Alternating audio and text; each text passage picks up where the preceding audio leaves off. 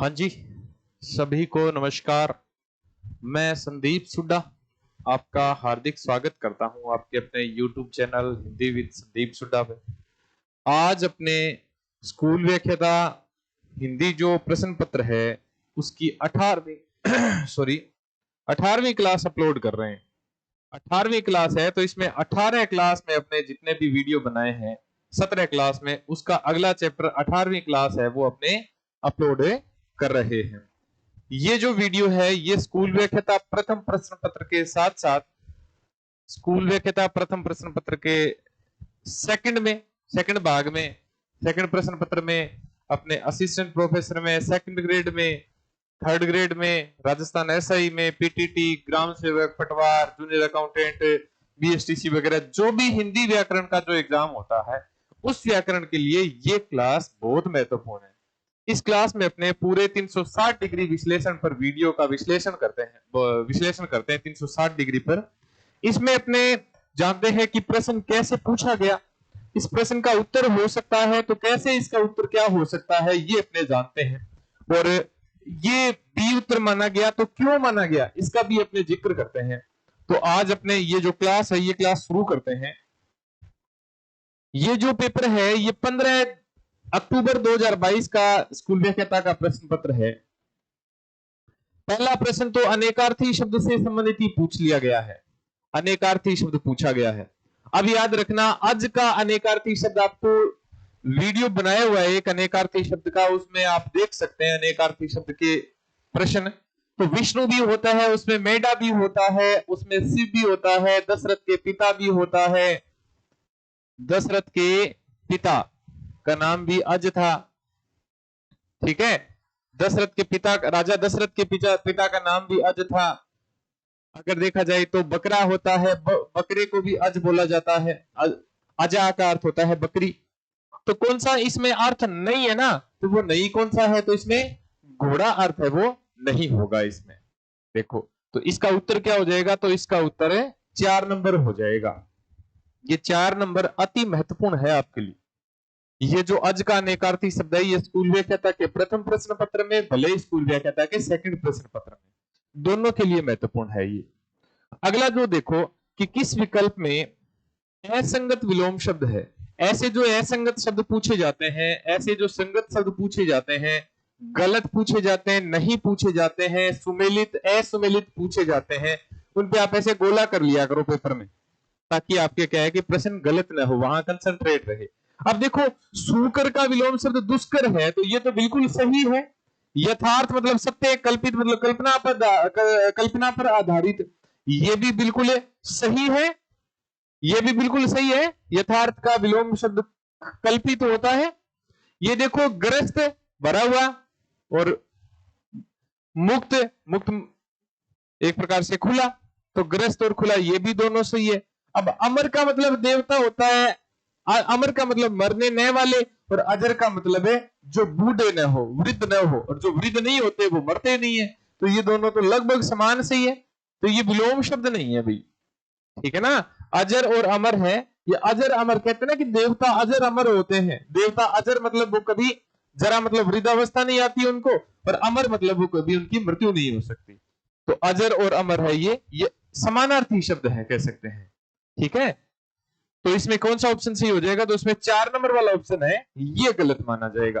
बाकी 3 है वो तीनों के तीनों सही माने जाएंगे। सुकर दुष्कर, ग्रस्त मुक्त, और यथार्थ कल्पित हो जाएगा। अपने अगला प्रश्न देखते हैं। ये जो दशरथ के पिता अज थे ये भी याद कर लेना, पेपर में रिपीट हो सकता है भाई।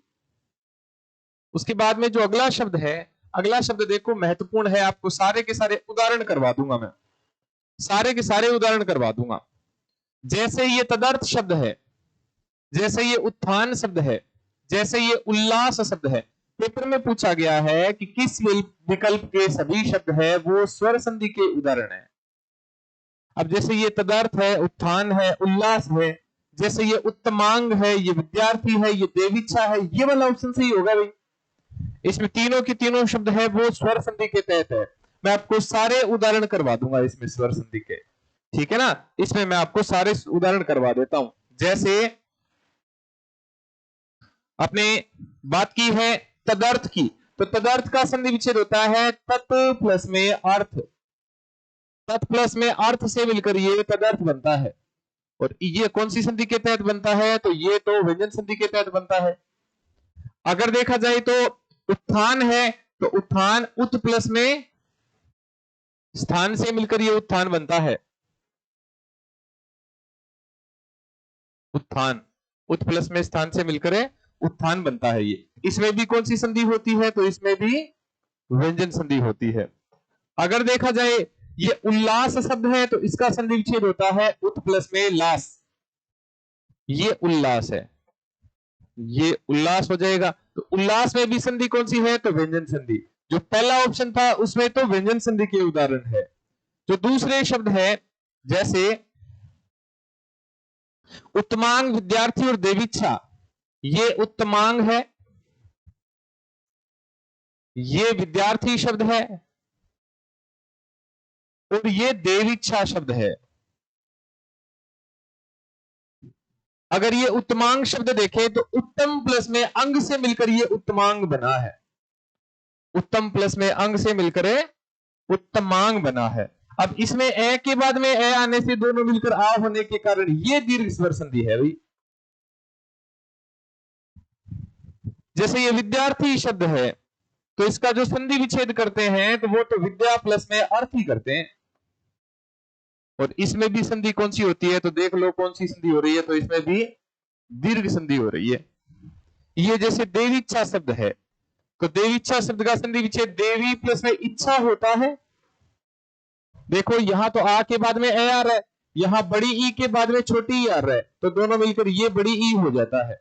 तो देवी प्लस में इच्छा से मिलकर ये देवीच्छा हो जाता है, ठीक है ना। देवी प्लस में इच्छा से देवीच्छा शब्द है, तो इसमें संधि कौन सी हो जाएगी, तो याद रख लेना संधि। इसमें भी कौन सी संधि हो रही है, तो इसमें भी दीर्घ स्वर संधि हो रही है, ठीक है ना, दीर्घ स्वर संधि हो रही है, दीर्घ स्वर संधि हो रही है भाई, इसमें भी दीर्घ स्वर संधि हो रही है।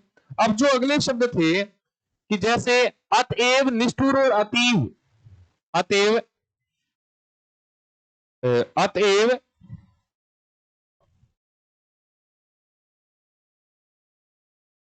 अतएव, निष्ठुर, अतएव, निष्ठुर और अतीव जो शब्द है, एक ये अतीव शब्द है।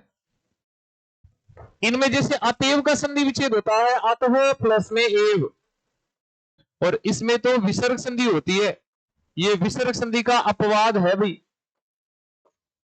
ये तो क्या है, विसर्ग संधि का अपवाद है। जैसे ये निष्ठुर शब्द देखें तो ये नी प्लस में स्थुर से मिलकर ये निष्ठुर बनता है, इसमें व्यंजन संधि होती है, याद कर लेना। जैसे ये अतीव शब्द है, इसमें दीर्घ स्वर संधि है, अति प्लस में इव से मिलकर अतीव बनता है, तो इसमें कौन सी संधि है, तो इसमें दीर्घ स्वर संधि है भाई, इसमें दीर्घ स्वर संधि है। जैसे ये विषम मार्तंड और महात्मा है, विषम शब्द है, ये मार्तंड शब्द है, ये महात्मा शब्द है। अब जैसे ये विषम शब्द है, इसमें ये वी प्लस में सम से मिलकर विषम बनता है, तो ये तो व्यंजन संधि होती है। जब ई उ के बाद में सहस लेट आ जाए ना, तो इस सहस लेट का सह षटकोण बन जाता है, ये नियम होता है इसका।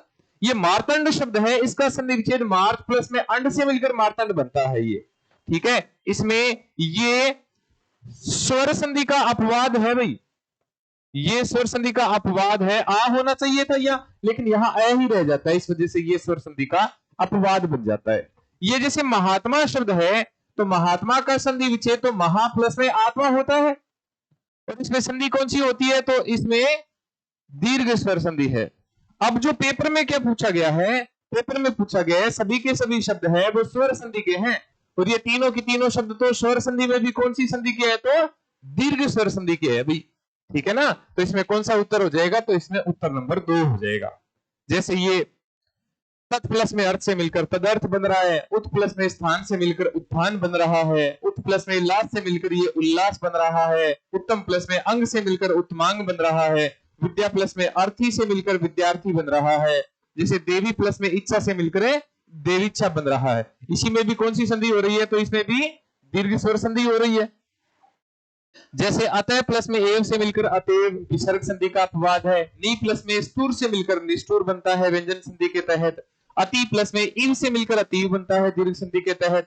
वी प्लस में सम से मिलकर विषम बनता है, ये भी व्यंजन संधि है। मार्त प्लस में एंड से मिलकर मार्तन बनता है, ये स्वर संधि का अपवाद है। महा प्लस में आत्मा से मिलकर महात्मा बनता है, ये दीर्घ स्वर संधि है। तो इसमें ऑप्शन कौन सा सही हो जाएगा? तो ऑप्शन नंबर 2 वाला सही हो जाएगा भाई। ठीक है ना। अगला जो प्रश्न है वो है कि नी प्रत्यय से बना या नी प्रत्यय से नहीं, नी प्रत्यय रहित शब्द जो छांटिए। जैसे ये चाटना शब्द है, तो इस चाटना शब्द के ई प्रत्यय लगने से ये चटनी बना है। ये ओढ़ना शब्द है, इस ओढ़ना शब्द के नी प्रत्यय लगने से ये ओढ़नी शब्द बना है। ये सूंघना शब्द है, इसके नी प्रत्यय लगने से सूंघनी बनता है। ये देखो ये नानी, नानी तो अपने आप में रूढ़ शब्द है। नानी तो अपने आप में क्या है? तो भाई रूढ़ शब्द है। ठीक है ना। नाना नानी ये तो रूढ़ शब्द है। ठीक है, तो सब में नी प्रत्यय लग रहा है, एक में कौन से में नहीं लग रहा? तो 4 नंबर ऑप्शन है, इसमें नी प्रत्यय नहीं लग रहा है भाई। ठीक है ना। तो इसमें कौन सा शब्द हो जाएगा? तो ये अपने आप में रूढ़ शब्द हो जाएगा। ये जो अगला 7वां प्रश्न है, ये जो 7वां प्रश्न तो डिलीट हो गया था भाई। वैसे आपको बता दे कि ये डिलीट क्यों हो गया था, क्योंकि इसमें बहुव्रीहि समास के उदाहरण पूछे गए थे। तो बहुव्रीहि समास के उदाहरण 95 में बहुव्रीहि समास होता है, ये शेर का पर्यायवाची है भाई। ये ना, ये शेर का पर्यायवाची है। ये जो जितेंद्रिय है ये विष्णु का पर्यायवाची है। इंद्रियों को के राजा जितेंद्र या फिर विष्णु पर्यायवाची इसको माना जाता है, जितेंद्र है। बाकी सब में देखा जाए तो बहुव्रीहि समास नहीं है, 2 शब्द बहुव्रीहि समास के नहीं है। तो ये प्रश्न डिलीट हो गया था, और डिलीट हो गया था तो अपने ज्यादा इसको देखते नहीं है भाई। ठीक है, अगला प्रश्न देखते हैं 8वां। इनमें से सभी शब्दों में उपसर्ग का प्रयोग हुआ है। अब देखो जैसे ये सुक्रम और ये संकल्प है ना, इन दोनों में तो उपसर्ग है भाई। जैसे सुक्रम और संकल्प है ना, इन दोनों में उपसर्ग है। सुक्रम में तो सु उपसर्ग है और संकल्प में सम उपसर्ग है। मैं साथ साथ में लिख देता हूं, आपके काम आएगा। जैसे ये व्याकुल, विदुर और विवाद शब्द है, तो व्याकुल में उपसर्ग और विवाद में उपसर्ग है। ठीक है, इसमें जैसे इस विदुर शब्द में उपसर्ग नहीं है, तो व्याकुल में वी उपसर्ग है, व्याकुल में तो वी उपसर्ग है, और विवाद में वी उपसर्ग है। इन दोनों में वी उपसर्ग हो जाएगा। व्याकुल शब्द में संधि पूछी जाए कौन सी संधि है? तो इसमें यण संधि है भाई। ये जैसे देखो अवतरण में अप उपसर्ग है, ये वाला अव उपसर्ग। ठीक है ना। दुर्जन में ये दुर उपसर्ग है, ये तालम टोल में कोई उपसर्ग नहीं है। पूछा गया है सभी शब्दों में उपसर्ग छांटिए। अब जैसे ये पर्याप्त शब्द है, तो पर्याप्त में परि प्लस में आप से मिलकर पर्याप्त बनता है, तो एक तो ये उपसर्ग हो गया पर्याप्त में। दुर्दिन शब्द देखा जाए तो दुर्दिन में ये दुर उपसर्ग लग रहा है, ये वाला दुर उपसर्ग लग रहा है। जैसे ये अभ्यागत शब्द देखें तो अभ्यागत शब्द में अभी उपसर्ग लग रहा है भाई। ठीक है ना, अभ्यागत शब्द में क्या लग रहा है? तो अभी उपसर्ग लग रहा है। तो ऐसा कौन सा शब्द है जिसमें सभी के सभी शब्द, ऐसा कौन सा ऑप्शन है जिसमें सभी के सभी शब्दों में उपसर्ग है? तो वो कौन सा हो जाएगा? तो वो 4 नंबर वाला ऑप्शन हो जाएगा भाई। ठीक है ना। ये जो 4 नंबर वाला ऑप्शन है, इसमें तीनों के तीनों शब्दों में उपसर्ग है। ये जो अभ्यागत शब्द है इसमें यण संधि होती है भाई। जो अभ्यागत शब्द है, इस अभ्यागत शब्द में यण संधि है। इस दुर्दिन शब्द में विसर्ग संधि है, और पर्याप्त शब्द है, इस परि प्लस में आप से मिलकर पर्याप्त बनता है, इसमें भी यण संधि है भाई। ठीक है ना, इसमें भी यण संधि है। ये बहुत महत्वपूर्ण है भाई, आपके एग्जाम के लिए बहुत ही महत्वपूर्ण है। ये जो शब्द, ये शब्द आपके एग्जाम में सीधे सीधे पूछे जाएंगे। अब मैं आपको इतने व्याकरण के प्रश्न करवा चुका हूं, इतने इतिहास के प्रश्न, इतने काव्य शास्त्र के, इतने स्नातकोत्तर स्तर के प्रश्न करवा चुका हूं, तो अब भैया आप गलत मत कर देना। आपके लिए इतने बढ़िया बढ़िया कंटेंट लेकर आ रहा हूं मैं, तो आपसे विनम्र निवेदन है एक प्रकार का कि आप गलत मत कर देना। देखो अनेकार्थी शब्द है, यह शब्द अनेकार्थी है। अब इसमें जो कौन सा शब्द अनेकार्थी था, ये मिसप्रिंट हो गया यहां, और मिसप्रिंट हो गया तो बच्चों की क्या गलती? ये प्रश्न रद्द हो गया।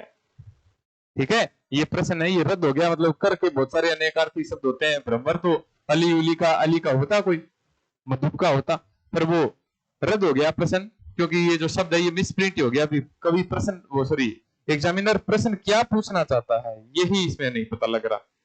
अगला देखते हैं अपने, अगला देखो शुद्ध वाक्य छांटिए। अगला है वो है शुद्ध वाक्य छांटिए। देखो, उत्तम चरित्र निर्माण हमारे लक्ष्य होना चाहिए। उत्तम चरित्र निर्माण हमारा, उत्तम चरित्र निर्माण हमारा लक्ष्य होना चाहिए, हमारे लक्ष्य नहीं होता। चरित्र निर्माण तो एक वचन है, तो ये वाला इसमें अशुद्ध हो जाएगा। प्रस्तुत पंक्तियां सरोज स्मृति से ली है, ली नहीं है, ली गई है, ली गई है या फिर उद्धृत है। देखो सब यहां कुशलता पूर्वक है, ठीक है। केवल महिलाओं के लिए आरक्षित, अब केवल महिलाओं के लिए आरक्षित है तो महिलाओं के लिए है, केवल महिलाओं के लिए तो आरक्षित लगाने की जरूरत ही नहीं है। आरक्षित तो वो होती है जिसमें आधी हो, 50% हो, 33% हो, 20% हो, वो होता है आरक्षित। तो इसमें तो ये केवल महिलाओं के लिए भी सही हो जाएगा, ठीक है। तो इसमें कौन सा वाक्य शुद्ध है, तो 3 नंबर वाला सब यहां कुशलता पूर्वक है। ये 3 नंबर वाला ऑप्शन है, ये बिल्कुल सही है। अगला जो उदाहरण है वो प्रश्न अति महत्वपूर्ण है भाई, मूल शब्द और प्रत्यय पूछा गया है, इंपॉर्टेंट उदाहरण है भाई। ये आपके एग्जाम में भी पूछा जा सकता है। जो भी मुझसे व्याकरण पढ़े हुए बच्चे हैं उन सबको तो पता होगा कि मैंने यही तो नियम करवाया हुआ है आपको। ये मानव वाला नियम है, ये मारुति वाला नियम ही तो आपको करवाया हुआ है। ये जैसे मारुत के ई प्रत्यय लगने से मारुति नहीं बनता भाई, दोष पूर्ण पहले ही मिल गया। ये मरुत के ई प्रत्यय लगने से मारुति बनता है।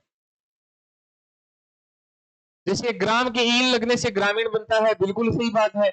मनु के ए लगने से मानव बनता है। देखो कितना महत्वपूर्ण है, कोई सोच ही नहीं सकता भाई। कैसे लोग तो अब या फिर वह प्रत्यय लगाते हैं, लेकिन इसके मनु के ए प्रत्यय लगने से ही मानव बना है। ये सही है। ये बूढ़ा के पा प्रत्यय लगने से ये बुढ़ापा बना है, ये भी बिल्कुल सही है, ठीक है। बूढ़ा के पा प्रत्यय लगने से क्या बन रहा है, ये बुढ़ापा बन रहा है। बूढ़ा के पा प्रत्यय लगने से ये क्या बन रहा है, तो बुढ़ा के पा प्रत्यय लगने से बुढ़ापा बन रहा है। इसमें 1 नंबर ऑप्शन है गलत हो जाएगा। गलत नंबर ऑप्शन है उसका सही क्या हो जाएगा, तो मरुत के ई लगने से मारुति बन जाता है, जो आपके लिए बहुत ही महत्वपूर्ण है भाई। अगला जो 14वां प्रश्न है, वो 14वां प्रश्न विसर्ग संधि का और व्यंजन संधि का उदाहरण पूछा गया है। जैसे ये कपीस शब्द है, तो कपीस वैसे ही गलत है। ये कपीस तो वैसे ही गलत है, कपीस ऐसे होता है और फिर इसका संधि विच्छेद होता है कपी प्लस में ईस। ये कपी प्लस में ईस होता है। इसमें संधि कौन सी होती है, तो इसमें दीर्घ संधि होती है भाई। ये ऋग्वेद है तो इसका संधि विच्छेद होता है ऋक प्लस में वेद। ऋक प्लस में वेद से ऋग्वेद होता है, ये व्यंजन संधि के तहत होता है, तो ये तो गलत हो गया। देखो ये जैसे महेश शब्द है, इसमें तो महा के इस लगने से महेश बनता है, ये तो गुण है। ये तो कौन सी संधि है, ये तो गुण संधि है, ठीक है ना। तो अपने पूछा गया विसर्ग और व्यंजन संधि। ये जो उज्ज्वल है इसका संधि विच्छेद तो उत प्लस में ज्वल होता है, और इसमें तो व्यंजन संधि है, तो ये वाला ऑप्शन भी गलत हो गया। निरोग और सन्मार्ग, निरोग का संधि विच्छेद होता है नी प्लस में रोग, ये विसर्ग संधि आ गई। और सन्मार्ग का संधि विच्छेद है सत प्लस में मार्ग, याद रख लेना, सत प्लस में मार्ग है सन्मार्ग, ये वाला ऑप्शन सही हो जाएगा। इसमें विसर्ग संधि है और इसमें व्यंजन संधि है। देखो ये जैसे दुर्गुण शब्द है, ये दुर्गुण शब्द है, तो दुर्गुण का संधि विच्छेद तो होता है दु प्लस में गुण, ये दु प्लस में गुण होता है, लेकिन इसमें तो विसर्ग संधि है। पूछा गया है पहली विसर्ग संधि, दूसरी व्यंजन संधि। अब ये देखो प्रत्येक, इसका संधि विच्छेद तो प्रति प्लस में एक होता है प्रत्येक, और इसमें तो यण संधि होती है, तो ये वाला ऑप्शन गलत हो जाएगा। तो इसमें सही कौन सा हो जाएगा, तो सही 3 नंबर वाला सही हो जाएगा। निरोग में विसर्ग संधि और सन्मार्ग में व्यंजन संधि होती है, ठीक है ना। आपके लिए महत्वपूर्ण है ये संधि के नियम। ज्यादातर संधि के नियम अगर आपको आते हैं तो लगभग प्रश्न आपके सही हो जाएंगे, क्योंकि शब्द भंडार है वो संधि से ही सही होता है। अगला अपने पढ़ते हैं, इस विकल्प के सभी शब्द है वो परस्पर पर्यायवाची नहीं है। जैसे राक्षस है, मनुजाद है, दैत्य है, ये तीनों के तीनों राक्षस के पर्यायवाची ठीक है। सुधा है, पीयूष है, अमृत है, ये तीनों अमृत के समानार्थी है। गंगा है, त्रिपथ का भी बोलते हैं, अलकनंदा भी बोलते हैं, ये भी सही है। प्रसून पुष्प को ही बोलते हैं, कुसुम फूल को भी बोलते हैं, लेकिन पल्लव का अर्थ तो पत्ता होता है, ये वाला गलत हो जाएगा। ठीक है, इसमें पर्यायवाची शब्द कौन सा नहीं है, परस्पर है, तो ये 2 नंबर वाला ऑप्शन है, ये गलत माना जाएगा। अब देखो, जैसे शुद्ध शब्द पूछा गया है, शुद्ध शब्द छांटिए। जैसे ये निरोग शब्द है, ये निरोग शुद्ध नहीं है भाई, ये निरोग तो ये वाला शुद्ध हो जाएगा। अभी अपने ने किया है ये, जैसे अम्न, ये अम्न नहीं होता, अमन होता है। ये पुनरावलोकन नहीं होता, ये तो पुनरावलोकन होता है। इसको पुनरावलोकन बोलते हैं। कौन सी संधि के तहत बोलते हैं, तो ये विसर्ग संधि के तहत बोलते हैं। ये सौहार्द है, ये 3rd बार रिपीट हो रहा है भाई, इतने से पेपर में ये 3rd बार रिपीट हो रहा है। सौहार्द, सुहृद के अ प्रत्यय लगने से सौहार्द बनता है, मैंने आपको करवाया हुआ है भाई ये, तो ये सौहार्द है, ये वाला सही हो जाएगा। शुद्ध शब्द छांटिए, तो शुद्ध शब्द कौन सा है, तो सौहार्द है, ये शुद्ध शब्द हो जाएगा। आपके लिए अति महत्वपूर्ण है भाई। जो अगला प्रश्न है वो है सही अर्थ शब्द युग्म का है। जैसे अचल का मतलब पर्वत होता है, यहां पुरुष लिखा हुआ है, तो ये गलत हो जाएगा। अचला का मतलब पृथ्वी, ये सही है। तरणी का मतलब नाव होता है, और इस तरुणी का मतलब है युवती होता है। ठीक है, ये गलत हो गया, ये वाला गलत हो गया।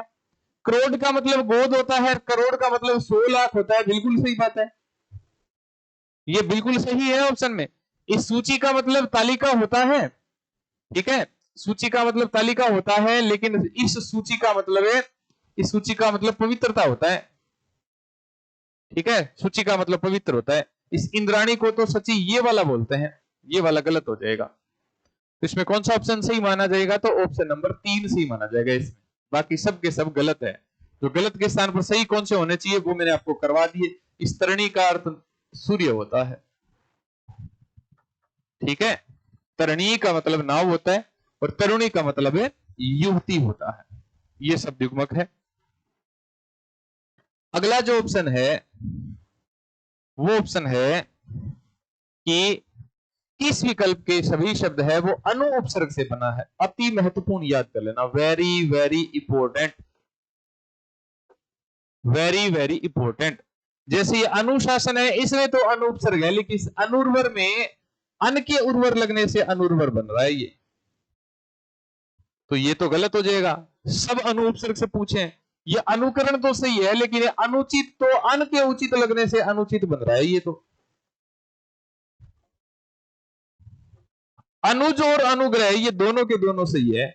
अनुज में भी अनु उपसर्ग लग रहा है, अनुग्रह में भी अनु उपसर्ग लग रहा है। अनुरूप तो बिल्कुल शुद्ध है, लेकिन ये जो अनुपयुक्त शब्द है, इसका जो अपने उपसर्ग ढूंढते हैं, तो अन के उपयुक्त लगने से ये अनुपयुक्त बनता है, और इसमें एक उपसर्ग और जुड़ रहा है, जिसे अपने क्या पढ़ेंगे, उप उपसर्ग पढ़ेंगे अपने। तो अन के उपयुक्त लगने से अनुपयुक्त बन जाएगा। तो एक एक जो शब्द है उसमें अन उपसर्ग लग रहा हुआ है, और यहां अनुज और अनुग्रह दोनों शब्द है, दोनों शब्दों में ही अनु उपसर्ग आ जाएगा। जैसे अपने आगे बढ़ते हैं, आज का जो अंतिम प्रश्न है, क्योंकि ये जो 26वां प्रश्न है, ये 26वां प्रश्न रद्द हो गया था अभी। ठीक है, ये जो 26वां प्रश्न है ये रद्द हो गया था कि तत्पुरुष समास के से निर्मित शब्द है, इसमें कई शब्द ऐसे हैं जो तत्पुरुष समास के, इस वजह से ये रद्द हो गया था। ये भी तत्पुरुष, लाख का पति, ये भी तत्पुरुष समास में, ये दिनों के नाथ, पद द्वारा यात्रा, ये अविभाव समास हो जाएगा। प्रदेश है, मनोहर है, मन को हरने वाला, हवन के लिए कुंड, भवे भयभीत, इन दोनों पंक्तियों में ही तत्पुरुष समास होता है। इस वजह से ये प्रश्न है ये डिलीट हो गया था, तो इसको अपने ज्यादा पढ़ना नहीं है। हाँ जी, अपने जो ये अंतिम शब्द है 27वां प्रश्न है, इस 27वें प्रश्न को अपने देखते हैं। जैसे स्वातंत्र्य शब्द है, बिल्कुल सही है, पूछा गया है शुद्ध शब्द। हितैषी शब्द है, ये बिल्कुल शुद्ध है, हितैषी शब्द है, लेकिन ये तदोपरांत नहीं होता, ये तो तदुपरांत होता है, ये तदुपरांत होता है। ये निरपराध बिल्कुल शुद्ध है, ये उच्छ्वास बिल्कुल शुद्ध है भाई। ठीक है, ये उच्च श्रृंखल बिल्कुल शुद्ध है, ये वाला ऑप्शन सही हो जाएगा। जो सभी शब्द शुद्ध पूछे गए हैं, जिसमें 2 नंबर वाला ऑप्शन है वो शुद्ध माना जाएगा। जैसे ये अनुग्रहित नहीं होता, ये तो अनुगृहीत होता है, ऐसे ये वाला अनुगृहीत होता है। जैसे ये मंत्रिमंडल है तो ये मंत्रिमंडल ऐसे होता है, छोटी ई की ध्वनि आती है इसमें मंत्रिमंडल में। ये तात्कालिक बिल्कुल शुद्ध है। ये पुष्ट ही नहीं होता है, ये तो पुष्टि होता है। पुष्टि मार्ग अपने हिंदी साहित्य के बच्चे याद है सबको, इनको हिंदी साहित्य के बच्चों को। हाँ जी, ये अभ्यर्थी नहीं होता, ये तो अभ्यर्थी होता है। इसका संधि विच्छेद होता है अभि प्लस में अर्थी, और इसमें संधि कौन सी होती है, तो इसमें यण संधि होती है। ठीक है, ये उज्जवल शब्द बिल्कुल शुद्ध है, अभी अपन ने पढ़ के आए इसका संधि विच्छेद व्यंजन संधि के तहत। तो इसमें कौन सा ऑप्शन सही माना जाएगा, तो इसमें 2 नंबर ऑप्शन सही माना जाएगा। ये 2 नंबर वाले ऑप्शन है, ये सारे के सारे शब्द है वो शुद्ध माने गए हैं। ठीक है ना। अगली क्लास में अपने कुछ व्याकरण के नए प्रश्न लेके हाजिर होंगे। ये वीडियो आपको कैसा लगा कमेंट बॉक्स में जरूर बताइएगा। आपके लिए स्कूल व्याख्याता के प्रथम प्रश्न पत्र, स्कूल व्याख्याता सेकंड प्रश्न पत्र, इसके अलावा असिस्टेंट प्रोफेसर की भर्ती में भी ये काम आएंगे, सेकंड ग्रेड में भी ये काम आएंगे, ये राजस्थान एसआई में भी काम आएंगे, ये थर्ड ग्रेड में भी काम आएंगे। जो भी हिंदी व्याकरण से संबंधित एग्जाम होते हैं उन सब एग्जाम में ये प्रश्न है, ये महत्वपूर्ण है। तो अगली क्लास में नए प्रश्न लेके मिलेंगे आपसे। बिल्कुल तब तक तैयारी करते रहना, अच्छे ढंग से तैयारी करो। कोई भी समस्या हो हमें कमेंट बॉक्स में जरूर बताइएगा, आपकी समस्या का समाधान करने का हम 100% प्रयास करेंगे। धन्यवाद।